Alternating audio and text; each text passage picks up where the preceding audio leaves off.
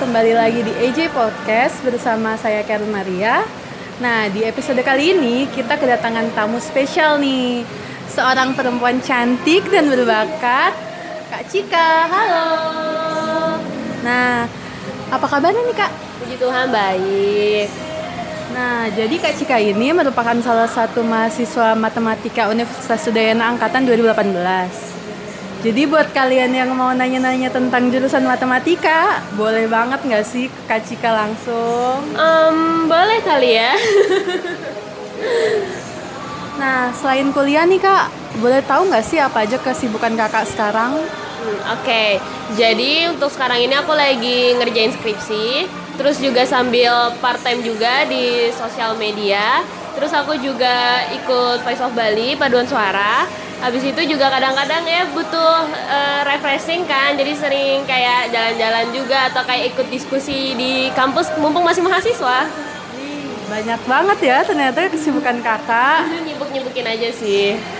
Nah Kak, kan tadi aku sempat dengar nih kalau Kakak salah satu member Voice of Bali. Tuh.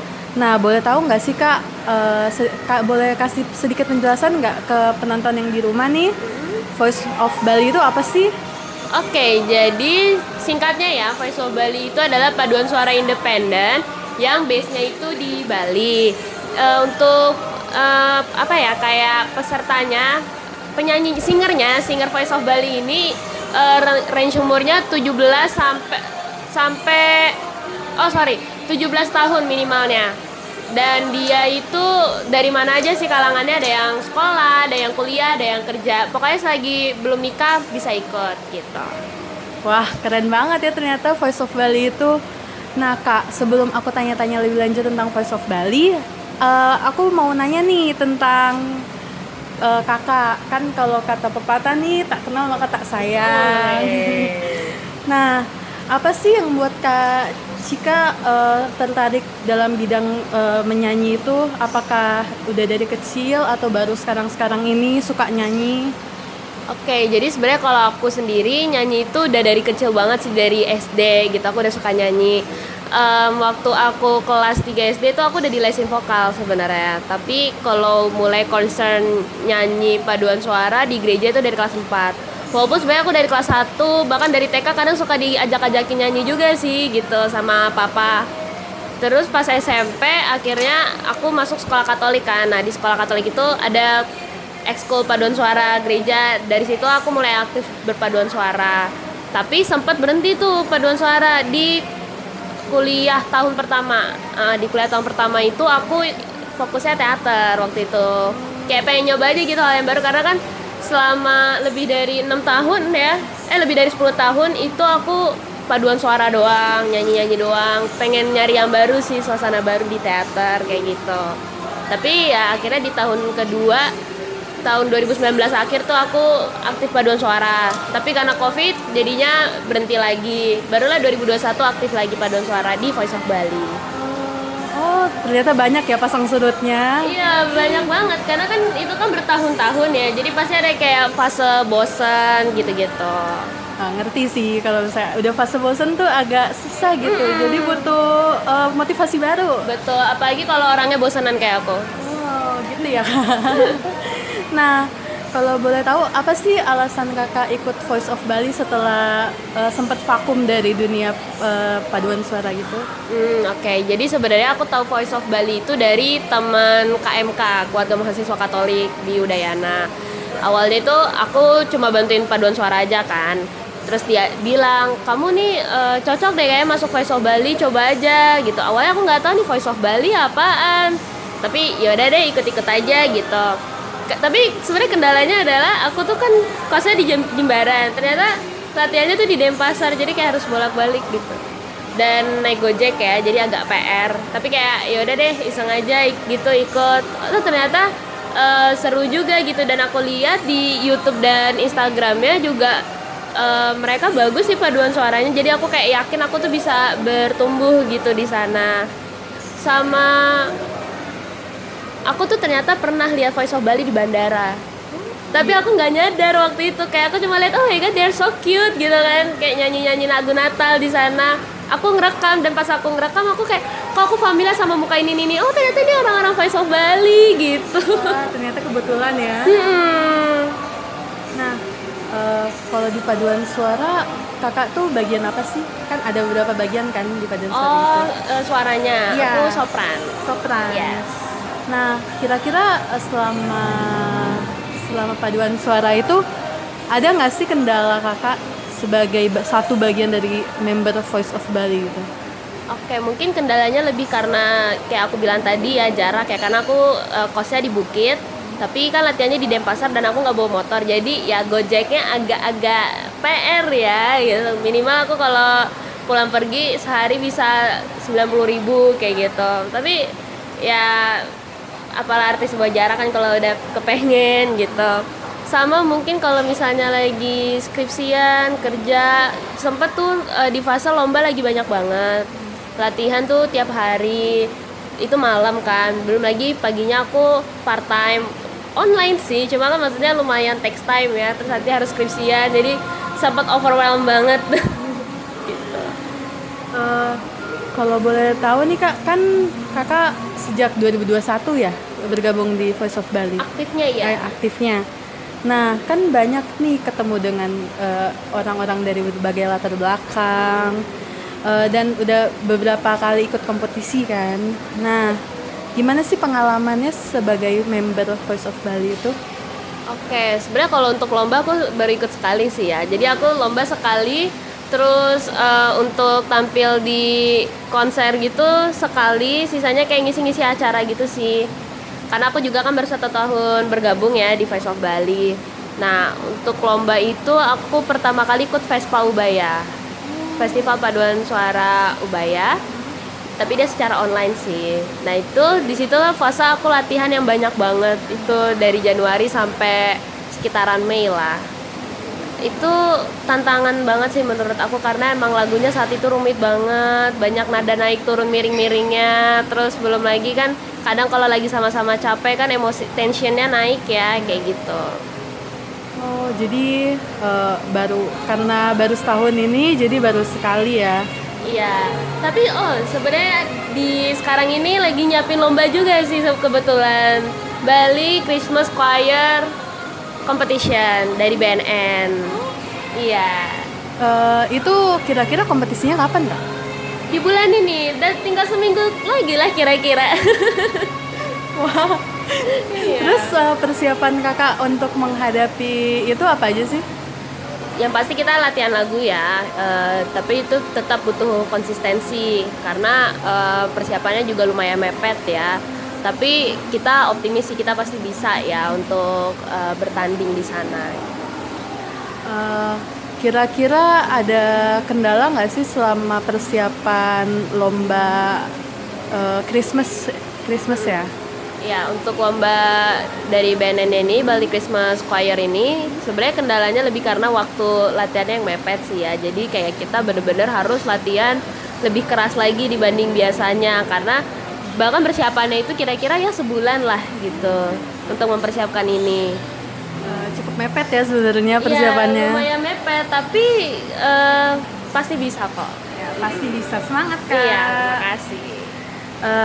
Nah kak, aku sempet lihat nih kemarin tuh di YouTube Funfest Indonesia, Voice of Bali sempat kolaborasi dengan Atta Halilintar. Ya, betul.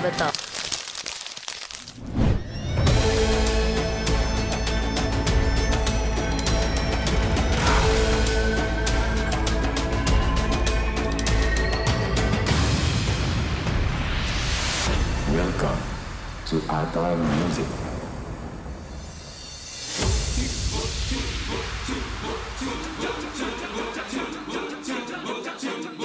Nah, gimana sih kak perasaan kakak waktu dengar berita kalau akan kolaborasi dengan Atta Halilintar tuh? Wah, itu seneng banget sih, kayak wow, aku collab sama YouTuber gede di Indonesia gitu, kayak bakal dapat pengalaman nih, ketemu ibaratnya artis gede gitu kan, artis YouTube gede. Dan itu nggak cuma Atta Halilintar doang, karena kan nanti di YouTube Funfest tuh ada beberapa orang ya, jadi kita ketemu kayak Nesija juga, ada Grita Agatha juga, kayak gitu-gitu. Such a great experience. Kalau boleh tahu nih, di mana sih, kapan dan di mana tempat YouTube Fanfest itu? Oke, tempatnya sendiri sebenarnya di Nusa Dua, sekitaran Nusa Dua. Kalau kemarin pas hari H nih, gimana sih, ada deg-degan nggak sih waktu sebelum tampil itu, sebelum naik panggung gitu? Pasti ada sih deg-degannya. Tapi kalau boleh jujur, deg-degannya bukan karena takut salah nyanyi lirik. Karena itu kan dia ada kayak petasan-petasan itu, aku takut latah. Aku tuh latahan banget soalnya orangnya, jadi lebih takut latahannya daripada lupa lirik gitu loh. Jadi takut latah ya? Iya. Nah, kan tadi kakak sempet mention kalau misalnya kakak ketemu youtuber terkenal kan kak, sempet ngobrol-ngobrol nggak sih atau foto bareng gitu sama mereka? Kalau foto bareng pasti dong.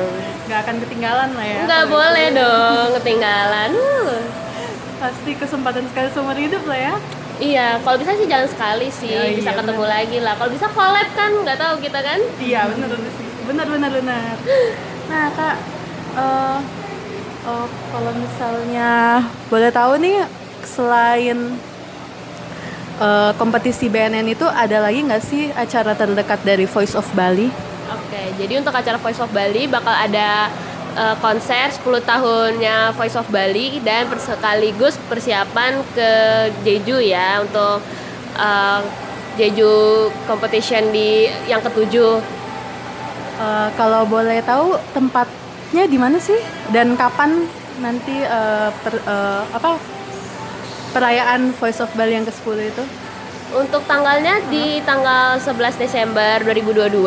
Kalau mau tahu info lebih lengkapnya, cek aja Instagramnya Voice of Bali. Oke guys, jangan lupa ya cek nanti Instagramnya Voice of Bali kalau mau tahu lebih lanjut. Jangan dicek doang, beli juga tiketnya. Nah, bener banget nih, beli juga ya. Nah, sebelum last question kak, aku ada 2 pertanyaan Oh, nih. 2, oke. Iya. Jadi kira-kira pencapaian apa sih yang ingin kakak raih sebagai diri sendiri dan juga sebagai member Voice of Bali ke depannya? Oke, kalau untuk pencapaian pasti ya lulus wisuda ya. Lulus S1. Terus aku pengen bisa lebih banyak sih kayak ikut lomba berproses bersama Voice of Bali, terus bisa mungkin stay di Bali juga kan. Terus aku juga pengen banget bisa berkembang, mungkin nggak cuma di paduan suara aja, mungkin siapa tahu aku bisa solo, amin ya Tuhan, gitu, nyanyi sendiri. Kita doakan ya teman-teman ya, biar Kak Cika cepet wisuda. Itu yang paling penting sih, wisudanya dulu. Nah kita sampai ke last question nih kak. Oke. Kalau aku sempat lihat di Instagramnya Voice of Bali, kalau Voice of Bali lagi open rekrutmen anggota baru. Kalau sebagai kakak senior nih, sebagai salah satu member Voice of Bali, boleh kasih tahu nggak sih ke teman-teman nih di rumah tips and trick untuk mengikuti audisi Voice of Bali biar mereka keterima gitu? Oke, sebenarnya ya yang paling penting itu bukan tentang kamu itu punya kualitas suara yang bagus atau kemampuan bermusik kamu yang excellent gitu, enggak. Tapi yang paling penting tuh kamu mau belajar. Terus kamu juga mau bekerja sama dalam tim. Coach aku tuh pernah bilang gini, kita di perpaduan suara itu bukan cuma tentang suara yang bagus, tapi tentang teamwork. Karena percuma suara kamu bagus, tapi kalau kamu mau menang sendiri, paduan suaranya nggak jadi bagus. Jadi sebuah paduan suara itu bagus, itu dari teamworknya, dari suara masing-masingnya gitu. Nah, udah denger kan guys apa yang dibilang sama Kak Cika?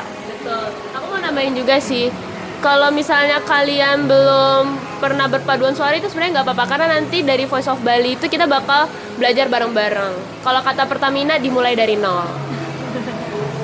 Oke, jadi nih buat kalian nih yang belum pernah ikut paduan suara sebelumnya tapi pengen join nih di Voice of Bali, bisa banget ikutan audisinya dan belajar bareng di Voice of Bali tentunya.